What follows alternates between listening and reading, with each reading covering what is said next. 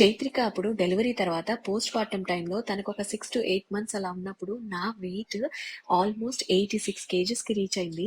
నాకు ఇప్పటికీ గుర్తు, చక్కగా చీర కట్టుకుని చిన్ని బుట్టబొమ్మలా ఉన్న చైత్రికను ఎత్తుకుని ఉన్న వీడియోస్లో ఒకదానికి కామెంట్ వచ్చింది, గొన్నె ఏనుగు చిట్టెలుకుని ఎత్తుకున్నట్టుగా ఉంది అని చెప్పి. ఆ కామెంట్ చదువుకుని ఎన్నాళ్ళు బాధపడ్డానో.